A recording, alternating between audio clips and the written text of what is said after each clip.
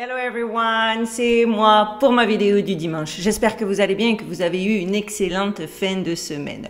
Aujourd'hui, je vous ai concocté un petit sujet léger pour le goût parce qu'en plus, vous allez le voir, c'est quelque chose que j'ai pu aller vérifier par moi-même puisque ça se passe à 2 pas de chez moi.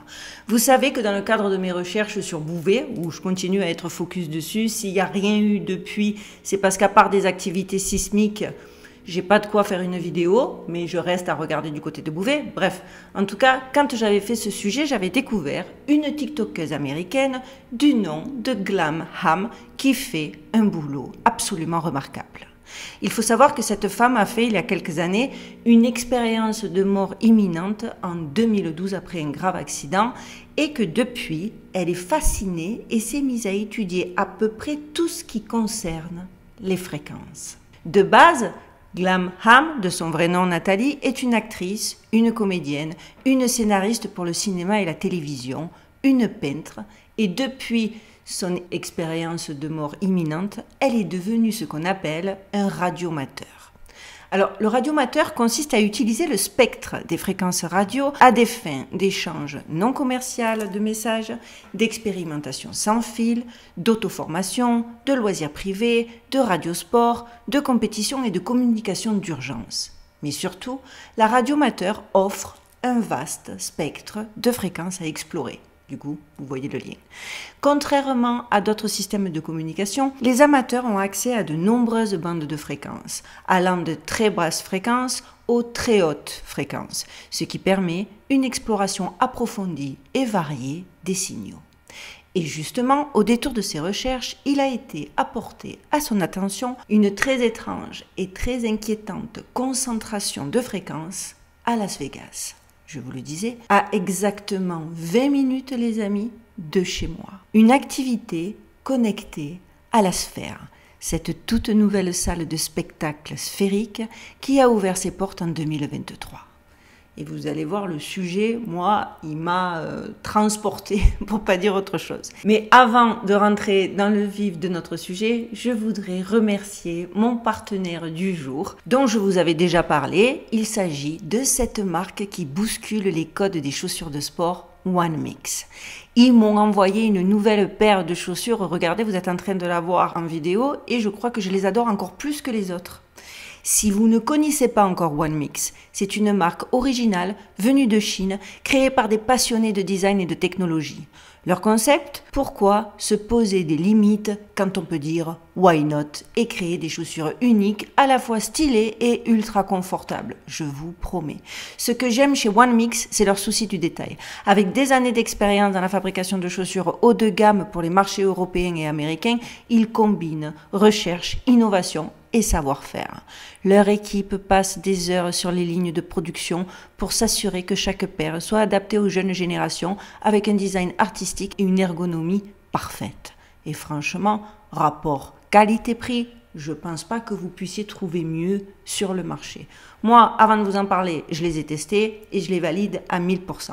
Et vous savez quoi? J'ai même envie, parce qu'il y a de grandes chances qu'ils m'envoient encore une paire, parce qu'ils voudraient que je teste celle pour le tennis, celle pour la course, etc. Et bien moi, j'ai envie d'organiser un tirage au sort pour vous faire gagner une paire de One Mix. Donc dites-moi en commentaire si ça vous tente. Et si vous êtes suffisamment à être tenté, je vous promets qu'on va organiser ça. En tout cas, merci à One Mix pour cette collaboration. Et maintenant, place à notre vidéo. Accrochez-vous, vous allez donc voir que ce footage de la sphère à Las Vegas, en plus d'être hyper impressionnant, clairement époustouflant et surtout carrément flippant. Alors, accrochez-vous, on y va, c'est maintenant.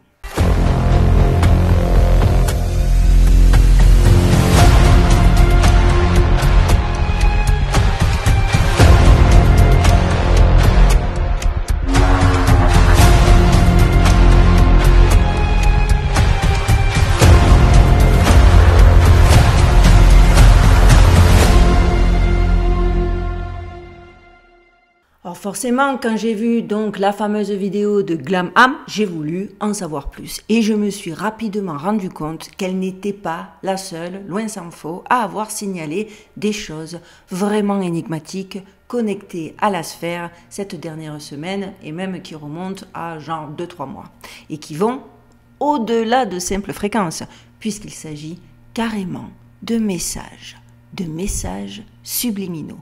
Et honnêtement, dans le genre message, vous allez voir qu'il y avait quand même plus sympa à faire. Regardez donc ces images et cette vidéo. Alors déjà, vous voyez en vitesse normale comment les mots apparaissent. Les mots et les messages, parce que vous allez voir qu'il y a des messages. C'est déjà pas mal creepy, on ne comprend pas trop le concept. Mais bon, maintenant, on va suivre les indications de ceux qui l'ont noté en premier et nous allons ralentir la vidéo. Et c'est là que cela devient encore plus troublant. Des mots et des phrases se superposent les uns aux autres et donnent des messages vraiment perturbants. Là, vous êtes en train de le voir en image, hein, et je pense que les images parlent d'elles-mêmes. Mais voilà, regardez par exemple ce message qui affirme que la superficialité, c'est Dieu. C'est quand même très étrange.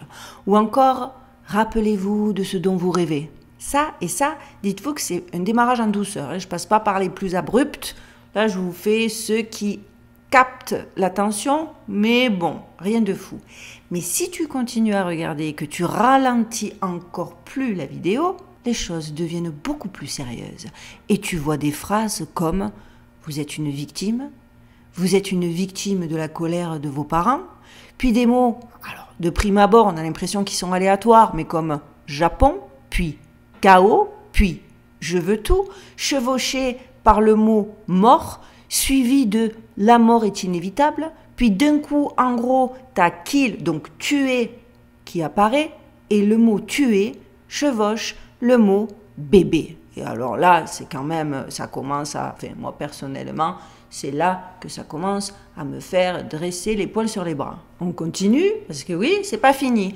Et on voit alors des mots comme « antéchrist », puis des phrases « les réseaux sociaux sont l'antichrist », on voit des 666 qui viennent et qui reviennent et qui partent et qui s'entrechoquent. On voit encore, regardez ici, le mot « permacrisis », d'ailleurs, qui est passé tellement vite qu'il a presque fallu mettre pause l'écran pour pouvoir le voir. Et après permacrise, qu'est-ce qu'on voit? Juste après, baby secret, bébé secret. Puis alien, secret et tout ça, juste après bébé d'ailleurs. Certaines fois, même au ralenti, c'est impossible à voir. On a encore le mot « pleure plus souvent » et tout ça dans un chaos de mots, d'images, de... Vous avez vu, hein, il y a des mots orduriers, il y a des mots violents associés à des concepts qui n'ont rien à faire les uns aux autres. Et en plus, notez qu'il y a aussi des codes couleurs en fonction des mots qui s'affichent. Et justement, une autre TikTokeuse, dont là je ne me rappelle pas le nom, mais que je vous le marquerai certainement à l'écrit sur l'écran pour ceux qui veulent aller faire leur propre recherche, elle a pris le parti de répertorier tous les mots en fonction de leur couleur. Et elle a fait un rapprochement, vous êtes en train de les voir en image, avec les couleurs des chakras. Parce que c'est toutes les couleurs des chakras qui sont répertoriées dans ces suites de mots. Et justement, les mots comme bébé apparaissent en orange. Or, dans la spiritualité hindoue et d'autres traditions liées à l'énergie corporelle, le chakra sacré, appelé Svadhisthana, est lié à la couleur orange et gouverne l'énergie sexuelle. Alors vous allez me dire que c'est quand même une curieuse association, puisque justement vous allez voir après dans ma vidéo, il y a eu des mots orduriers où à la limite la couleur orange c'était plus cohérent, mais là associé au bébé, ça n'a pas de sens. Enfin ça n'a pas de sens pour nous. Peut-être que pour eux justement du sens ça en a trop. Et de surcroît, en vitesse originale, les mots passent tellement vite qu'il est quasi impossible de les lire. Donc j'ai envie de poser une question bien simple et purement rhétorique. Pourquoi donc choisir ces mots en particulier qui, à part générer de la violence, à part générer un malaise, à part générer des interrogations, mais empreintes, je dirais pas de peur, mais de méfiance, sur une sphère, en plein milieu d'une ville, de manière tout à fait aléatoire et impromptue, à n'importe quelle heure du jour et de la nuit, ça peut être pertinent et ça peut servir à quelque chose de sain. Pourquoi donc ne pas choisir des mots, je ne sais pas, positifs, qui t'a balancé des mots genre amour, gloire et beauté, santé, soigner, enfin je ne sais pas. D'autant plus que particulièrement mes abonnés sur cette chaîne le savent, la puissance des mots n'est plus à prouver. Les mots sont puissants à bien des égards, ne serait-ce qu'énergétiquement parlant, sachant que c'est scientifiquement prouvé avec des expériences comme celle des bocaux de riz, ou encore mieux, d'après les recherches du docteur Masaru Emoto, que oui, les mots ont un impact. Le professeur Masaru Emoto était un chercheur japonais connu pour ses expériences sur l'impact des pensées, des mots et de la musique sur les molécules d'eau. Il a attiré l'attention du grand public avec sa théorie selon laquelle l'eau serait sensible aux émotions humaines et à l'intention. Une idée, bien évidemment, controversée, vous vous en doutez, bien que extrêmement fascinante, en plus d'avoir des preuves factuelles. En effet, Emoto a mené des expériences où il prétendait montrer que l'exposition de l'eau à différentes vibrations, comme des mots écrits ou prononcés, des prières ou même encore de la musique, pouvait influencer la formation des cristaux d'eau lorsqu'ils gelaient. Par exemple, les mots positifs, vous le voyez en image toujours, comme amour ou gratitude, ou des musiques harmonieuses, formaient, selon Emoto, des cristaux d'eau magnifiquement structurés et symétriques. Par contre, les mots négatifs comme haine, colère ou des musiques dissonantes produisaient des cristaux chaotiques et mal formés. L'une de ces expériences la plus connue est celle, je vous le disais, où il montrait 3 récipients d'eau avec du riz. L'un des récipients recevait des mots d'amour et de gratitude, le deuxième, pas de mots du tout, tandis que le troisième subissait des paroles de haine et de mépris, et ce, pendant 21 jours. Le riz exposé à des mots positifs est resté frais et intact. Celui exposé aux mots négatifs était carrément en phase de décomposition. Et celui à qui on ne parlait pas, qu'on ignorait au point qu'il en oublie son existence, ben ce riz-là, il a carrément moisi. C'est intéressant quand même de voir qu'apparemment, l'indifférence et la négligence ont un impact encore plus violent que des mots de colère et de haine. Ça m'a étonné, mais bon, l'expérience est telle. Emoto a popularisé ses recherches à travers plusieurs ouvrages, notamment son livre le plus connu, Les messages cachés de l'eau, qui est devenu un best-seller international et que je vous recommande si le sujet vous intéresse. Il y présente ses photographies de cristaux d'eau censées démontrer les effets des vibrations émotionnelles et spirituelles sur l'eau. On est d'accord les amis, cette expérience a clairement prouvé que les vibrations émotionnelles ou verbales interagissent avec la structure moléculaire de l'eau contenue dans le riz, parce qu'il faut quand même savoir que le riz est majoritairement composé d'eau. Cette interaction affecterait ensuite la décomposition du riz, ce qui montre l'impact des pensées et des paroles sur la matière. Et qui d'autre que le riz est composé de plus de 60% d'eau, s'il vous plaît? L'être humain, bien sûr. Vous percutez? Vous percutez où je veux en venir et où tout ça nous amène? Le docteur Emoto a prouvé l'impact énergétique des mots. Et là, on parle de mots simples, prononcés à voix haute, audibles et sans effets spéciaux. Alors, que penser et que dire de ces mots qui sont projetés sur la face extérieure de la sphère à Las Vegas? Alors, pendant qu'à l'intérieur se tient un concert de U2, où le public se prend les messages en pleine face, et quand je dis en pleine face, vous devez quand même comprendre que nous sommes devant l'un des écrans les plus impressionnants et avancés technologiquement au monde. Ces mots sont carrément projetés à l'extérieur de la sphère, dans une des villes américaines les plus touristiques du monde, où transitent par année, il faut le savoir, à Las Vegas, par an, on a 40 millions de touristes. Vous imaginez l'impact? J'ai d'ailleurs, ceux qui me suivent sur Instagram, d'ailleurs ceux qui ne me suivent pas, rejoignez-moi. J'avais d'ailleurs amené voir mon fils voir un film qui était projeté à l'ouverture, à la ouverte en 2023, il n'y a même pas encore un an, ou ça fait tout juste un an. Vous êtes certainement en train de voir les images que j'avais déjà partagées sur Instagram, et je vous le dis, c'est absolument mind-blowing. C'est incroyable. J'ai limite eu le vertige, c'est-à-dire moi, quand je me suis assis dans la sphère, quand tout était éteint et qu'ils n'avaient pas encore projeté ce film. C'est pas vraiment un film, hein. C'est des images. Enfin, si, ça raconte une histoire, mais c'était surtout pour montrer, on voit le monde entier et c'est absolument bluffant. Mais avant que ça démarre, j'étais prise, j'étais pas bien, quoi. Inaugurée en 2023, la sphère fait partie d'un complexe futuriste qui se distingue par son architecture sphérique unique et ses capacités audiovisuelles révolutionnaires. La sphère mesure environ 112 mètres de haut et 157 mètres de large, ce qui en fait une structure absolument massive, visible de nombreux points de Las Vegas. Moi, je la vois de chez moi et je suis, je crois, à 20 minutes du Strip. L'extérieur est entièrement recouvert de panneaux LED, créant une surface d'affichage immersive et visible à des kilomètres. C'est le plus grand écran LED au monde avec une résolution époustouflante qui permet des projections hyper réalistes comme des simulations de l'espace, des paysages naturels ou des effets artistiques absolument spectaculaires.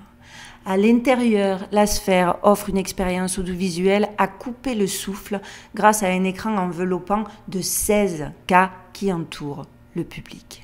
Cette technologie crée une immersion totale, plongeant les spectateurs au cœur de l'action, que ce soit pour des concerts, des projections cinématographiques ou des événements interactifs.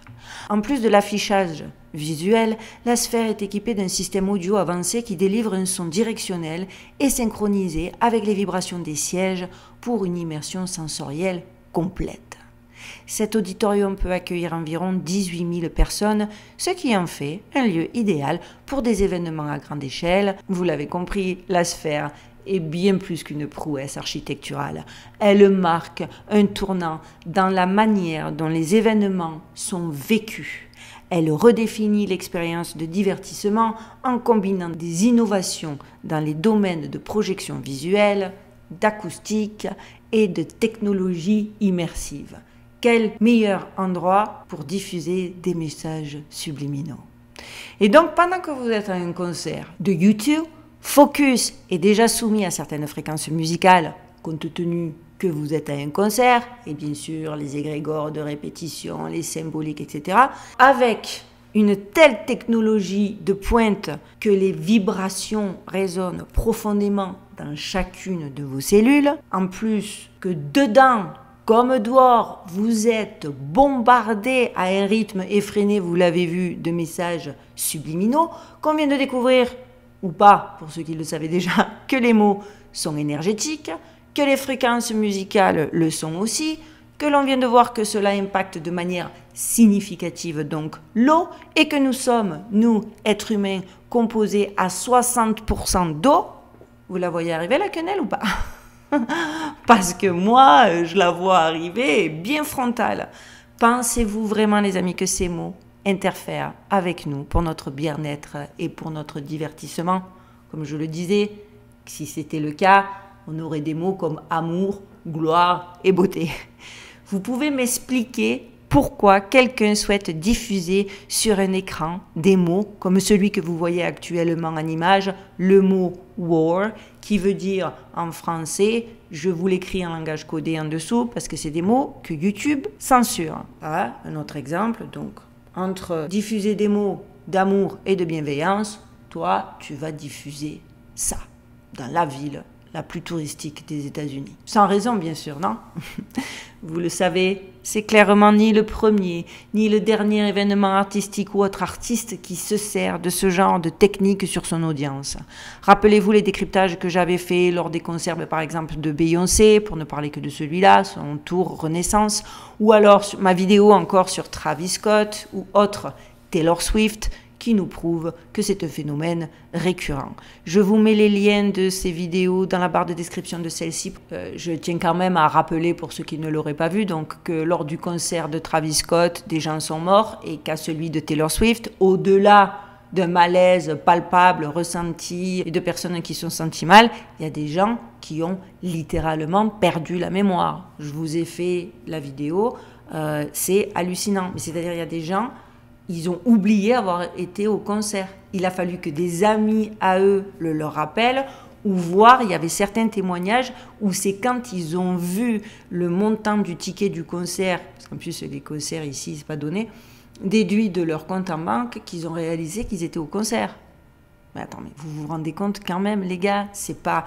Il y a encore eu un concert hyper bizarre. Par 2 fois, il y a eu des concerts, une fois de Beyoncé, une fois, je crois que c'était The Weeknd, au Brésil, qui a carrément déclenché des tremblements de terre. Enfin, On est quand même dans quelque chose qui est suffisamment récurrent et redondant pour qu'on y accorde, même en étant très très sceptique, 2 minutes de son temps. Parce qu'avec tous ces faits, il est clairement établi qu'il ne peut pas s'agir là de simples coïncidences ou d'une autre prestation artistique de répétition qui tourne mal, ou parce que les gens sont trop passionnés, ou non, arrêtez. Et ceux qui continuent, selon moi, à croire ça, vous avez dépassé le stade de la naïveté depuis belle lurette. Et après la naïveté, il y a juste la bêtise absolue, quoi. Parce que la vérité, et en plus elle est connue du public, encore une fois, on est dans le cadre du fameux consentement, etc. La vérité, c'est que nous sommes face à ce que les grandes multinationales appellent en secret une implantation de virus cérébral. Et ce que je vous dis là, encore une fois, factuel. Les grandes entreprises et les sociétés transnationales sont depuis longtemps accusées de favoriser le développement d'un virus cérébral, métaphorique bien sûr, qui s'attaque aux vulnérabilités humaines. Et elles dépensent pour ça des milles et des milliards de dollars. Il s'agit en fait, ce virus cérébral, d'un code d'information spécifique intégré dans l'alternance de certains mots, de certaines images, de significations et autres scènes qui est diffusé au public par le biais de la télévision, de la radio, d'Internet et des réseaux sociaux. Son objectif est de contraindre les individus à agir comme ils le souhaitent en provoquant une certaine agitation dans leur esprit.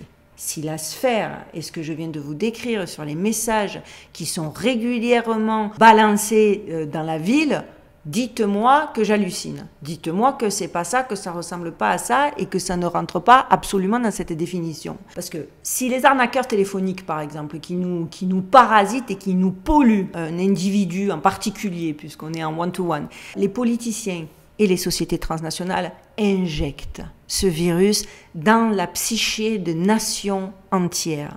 Cette manipulation de la population d'un pays est un processus continu. Nous sommes constamment inondés journalièrement d'informations 24 heures sur 24. Publicités, bulletins d'information, talk-show, pléthore d'experts en santé et en richesse, entre autres, qui ont fait leur apparition, des coachs de vie qui te vendent des trucs. Et voilà, tu peux plus faire un pas sans être soumis à des sollicitations. Dès que notre vigilance faiblit, nous sommes susceptibles de contracter ce virus persistant qui s'avère en plus extrêmement difficile à éliminer puisque la plupart des gens sont complètement addicts, par exemple aux réseaux sociaux ou à certains des concerts, ou qu'il y en a d'autres qui sont capables de regarder la sphère et pas quitter le truc. Je les ai vus, je les vois comme hypnotisés sans être capables de détourner les yeux, sans même vouloir prendre conscience, parce qu'à la limite, voilà, au moins prendre conscience. Non. Lorsque la conscience d'une personne est obscurcie, elle devient suggestible et contrôlable. Et ses facultés de réflexion critique sont effectivement neutralisées. Vous comprenez? Par la suite, pratiquement tous ceux qui ne sont pas trop paresseux commencent à exploiter la situation. Les multinationales commercialisent sans cesse des produits superflus, les politiciens influencent les décisions et les fraudeurs téléphoniques dépouillent les dernières économies des gens. J'utilise volontairement cet exemple de fraudeur téléphonique parce que c'est, je ne sais pas en France, mais j'ai cru comprendre que c'était la même, mais ici, c'est un cauchemar. Bien sûr, ce virus, parce qu'il l'appelle comme ça, ou cette maladie, se transforme sous diverses formes. Certains exploitent les peurs, d'autres ciblent la santé, les enfants, le statut social, etc., en élaborant des scénarios spécifiques qui dictent les actions futures. Il est presque impossible de reconnaître son origine au milieu du flot incessant d'informations. On ne se rend compte qu'après coup, qu'après avoir une action, je ne sais pas, atypique ou la disparition de son compte en banque, de ce à quoi nous avons été exposés. Bien évidemment, il y a des techniques, parce que je ne vais pas vous laisser comme ça, il y a des techniques pour tenter d'éviter de l'attraper ou en tout cas tenter d'éviter d'y être trop soumis. Et le meilleur, c'est l'action la plus cruciale, je pense, qui est à faire, consiste à gérer le flux d'informations ou en d'autres termes, à pratiquer une hygiène de l'information. L'adage nous sommes ce que nous mangeons s'applique non seulement à notre alimentation, mais aussi à l'information que nous consommons. Donc les gens, par exemple, qui laissent leur télé en fond parce qu'ils ont besoin d'un fond sonore et qui laissent BFM TV ou des trucs comme ça, arrêtez, c'est pas bon. Si notre exposition se limite aux informations ou aux émissions de discussion, nous pouvons percevoir la réalité comme étant désastreuse. Ça aussi, c'est un piège. Moi, la première, je vous en parle parce qu'à force de... Voilà, pour ma chaîne YouTube, les sphères dans lesquelles je gravite, c'est le cas de le dire. C'est vrai que des fois, ça peut conduire inévitablement au stress. Ce stress, on le sait, peut avoir un impact sur votre santé physique et votre bien-être mental. Alors, je ne suis pas en train de dire qu'il faut éviter de vous informer ou qu'il faut tout stopper et vivre dans une bulle. Je sais que c'est pas possible, je ne le fais pas parce qu'il faut être clair, à part 3 perdus dans un village qui viennent faire la leçon de morale parce qu'ils n'ont ni enfants, ni famille, ni interaction sociale et qui viennent te juger. Et je m'adresse qu'à ceux qui sont agressifs et orduriers, qui viennent te juger parce que tu vis, excusez-moi, hein, je suis maman, j'ai des obligations et des impératifs professionnels, familiaux qui font que je ne peux pas vivre en autarcie, peut-être comme vous, et être irréprochable. Mais donc, moi, la seule chose que je peux vous dire, c'est qu'il est essentiel de sélectionner un contenu qui enrichit vos connaissances sans provoquer de drame inutile. Si vous voyez que ça, c'est pas possible, coupez. Il est conseillé de regarder les informations une fois par jour et d'éviter complètement les talk-shows. Concentrez-vous sur du contenu éducatif et des films de fond.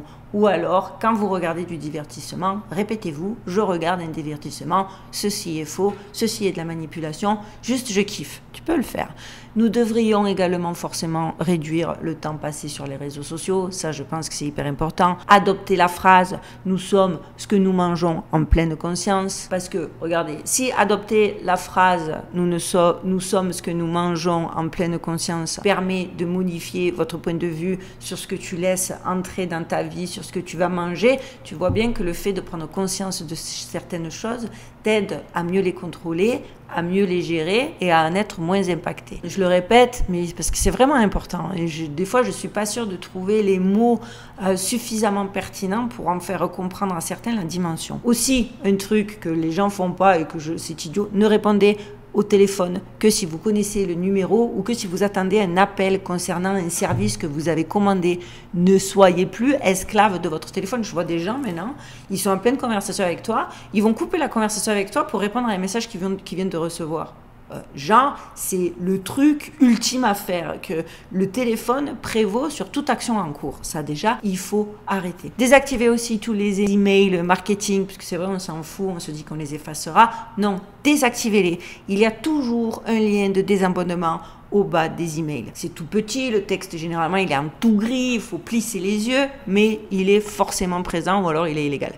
Naturellement, évitez les presses à sensation, les choses qui alimentent, vous savez, les gens qui crient, qui font tout comme si l'atmosphère actuelle n'était pas assez anxiogène, mais qui en rajoutent des tonnes. Bien que ces mesures simples ne garantissent absolument pas une protection complète, faut pas se leurrer, contre les menaces, elles pourront cependant vous aider à éviter de nombreux problèmes et vous permettra de passer un temps de meilleure qualité, que ce soit seul ou avec vos proches. Et ça, moi, c'est une éthique de vie que je m'impose. C'est pour ça que je la partage avec vous. Et je pense que le sujet autour de la sphère, tu peux que prendre conscience quand même que des facteurs extérieurs cherchent à t'impacter jusqu'au tréfonds de tes cellules. Donc à un moment donné, il faut se mettre en positionnement de survie, en mode instinctif, quoi. En mode je me protège de manière instinctive et je fais ce qu'il faut pour minimiser tout impact extérieur. Parce qu'il y a quelque chose aussi qui a été prouvé, c'est que plus vous passez de temps dans la solitude, en vérité, plus vous devenez conscient. Et c'est justement quelque chose qu'ils veulent absolument nous éviter de faire. C'est pour ça que si tu es solitaire, tu es jugé comme antisocial. Si tu aimes être seul, on va penser que tu es en dépression. Si tu préfères rester chez toi à lire un bon livre, ou hang out avec ton chat comme moi je fais quasiment tous mes week-ends, c'est que tu as l'image immédiatement de la femme à chat, la tristesse sociale, le fait que tu es tragiquement seul. Non. Et le fait aussi que même quand tu es seul, ils trouvent des moyens, que ce soit via le téléphone, que tu restes connecté, ça prouve qu'ils savent que la solitude est une bonne chose. Cette conscience accrue vous permet d'évaluer les informations de manière critique et de minimiser les risques d'impact négatif sur vous-même. À l'ère des technologies de l'information, la vérité, c'est que la vigilance est de mise. Notre sécurité est notre responsabilité, surtout dans un domaine où les intérêts financiers importants font que ceux qui sont au pouvoir ne sont pas prêts à céder le contrôle sans lutter et que vous êtes le produit. Vous êtes ce qu'ils aiment contrôler. La sphère, clairement, et je l'ai compris grâce à cette vidéo, est un moyen de diffuser, un de plus, leur propagande et autres conditionnements de masse. Alors bien sûr, il y a des gens qui ont dit que mais c'était n'importe quoi, que ces mots de manière aléatoire, ils étaient là que pendant la résidence du groupe U2 à Las Vegas et que, encore une fois, les conspirationnistes avaient parlé à tort et à travers et avaient raconté un petit peu n'importe quoi. Ce n'est absolument pas vrai, puisque Glam Am a pu prouver que les mêmes mots ont été diffusés juste la semaine dernière lors d'une rencontre récente dans un grand match de combat UFC. Le UFC, comme le concert de U2 qui en plus d'être résidence, était non seulement à la sphère, mais pour le grand opening de la sphère. Donc encore une fois, vraiment ciblé sur les événements, parce qu'ici, les matchs UFC, c'est de la folie furieuse. Il vaut mieux rester chez toi, tu peux plus circuler en ville. Les événements UFC, c'est huge, c'est un big deal, tu vois. Donc vraiment, je pense que ça prouve que c'est ciblé sur... Ils connaissent, ils savent l'afflux de gens qu'il va y avoir, et c'est à ces moments précis qu'ils décident de passer... Parce que vous avez vu dans les images, la sphère, elle est tout, elle peut être merveilleuse quand ils projettent des images de nature, quand ils projettent, c'est juste fabuleux. Pourquoi ces mots-là, aléatoires, horribles, qui n'ont aucun sens, et pendant les plus gros événements qui génèrent le plus d'afflux touristique? Bon, ben, vous savez pourquoi. Et en plus, on vient d'apprendre que se tiendrait à Vegas, à la sphère justement, en décembre 2024, le fameux festival Tomorrowland. Et alors, regardez en temps normal les visuels de ce fameux festival et dites-vous que ça va être projeté dans la sphère, devant très certainement 18 000 téléspectateurs, puisque généralement ces festivals sont à guichet fermé et que c'est la quasi-totalité des sièges de la sphère. Je me suis dit, effectivement, là, tu peux pas... Il y a à creuser, quoi. Tu dois creuser, t'es à côté de chez toi, tu dois le faire. Et bien, en creusant, voilà que j'ai appris qu'à la base, la sphère est la propriété de Vanguard, les amis. Si ça, c'est pas un truc de malade, BlackRock et Vanguard sont les propriétaires de la sphère. Et justement, je vous le répète, qui a fait l'inauguration de la sphère? U2. Il y avait mieux. D'ailleurs, les locaux, on a limite été déçus que ce soit U2. On attendait un truc un petit peu plus dans la tendance, dans le mood actuel. Je la pose 2 secondes la question, pourquoi U2? Parce que Bono, il adore, mais alors Bono, il adore le World Economic Forum. Son best friend à Bono, c'est Schwab. Je pense qu'ici, tout est dit et que même ceux qui étaient en train de se dire que j'hallucinais un petit peu et que je tournais paranoïaque, là, vous êtes en train de vous dire que encore une preuve que beaucoup de coïncidences créent bel et bien une évidence.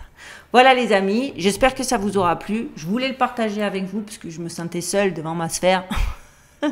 Et que je pense que dans le futur, il y a de grandes chances que je refasse des sujets compte tenu des concerts et des résidences qui sont attendues. Ça va être juste énorme. Je suis à 2 doigts d'y aller en mode furtif, investigation, en immersion cachée dans la sphère pour vous faire des blogs à temps réel. Franchement, j'aimerais bien. On verra si c'est possible ou pas. Voilà, j'ai hâte d'avoir vos réactions en commentaire. Je pense que vous allez partager mon avis. Dites-moi s'il y a des sujets, parce qu'il y a des trucs du coup que j'ai développés vite fait, mais que vous voudriez que je creuse. Et surtout, vous connaissez le système. S'il vous plaît, c'est pas pour moi, c'est pour l'algorithme. On like, on partage, on commente, parce que vraiment, ça aide.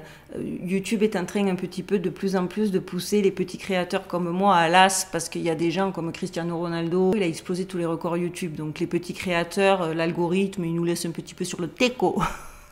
Alors pour nous aider, vous savez, on like, je répète, on partage, on commente. Les petits nouveaux, abonnez-vous, parce que plus on est nombreux, plus on est fort et plus on aura du pouvoir. Parce qu'il est temps qu'on reprenne le pouvoir. Voilà les amis, je vous souhaite de passer une excellente fin de dimanche. Je vous dis rendez-vous à mercredi ou jeudi pour notre vidéo du milieu de la semaine. Et en attendant, prenez bien soin de vous, prenez bien soin de vos proches, gardez l'œil ouvert et surtout, stay safe.